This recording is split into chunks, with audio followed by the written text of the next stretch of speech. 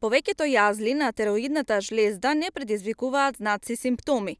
Сепак, повремено некои јазли може да станат толку големи што може да се откријат со палпација, односно со самиот допир, визуелна контрола како појава на оток во вратот или гушата, исто така притискање на душникот или хранопроводот, предизвикувајќи отежнато дишење или пак отежнато голтање. Долната третина на вратот слободно може да се напипа, значи тука е сместена долу, не е лево, не е десно, нега на долната третина на вратот. Сместена е под кожата и лесно може да се напипа кога има некоја промена во смисла на јазол, циста или општо наголемување на тироидната жлезда. Поради нејзината локација, она притиска директно кога ќе се зголеми на органите за дишење и хранопроводот, односно на трахеата и хранопроводот.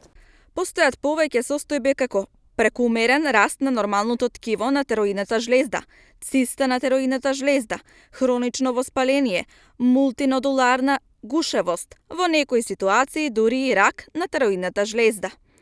Исто така познат поим е и струма или гушавост, што значи зголемување на обемот на жлездата. Струмата се карактеризира со разраснување големо на тироидната жлезда, некогаш само во делови на тироидното ткиво, а некогаш целосно тироидната жлезда може да биде зголемена.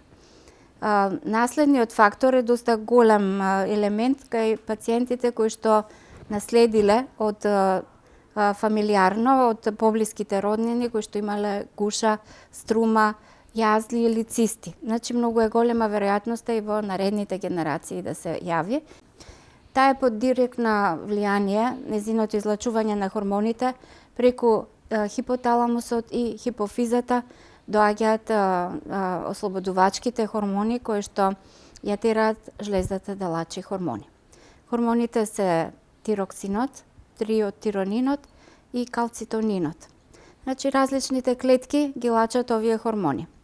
Стресното време и лошата исхрана имаат влијание.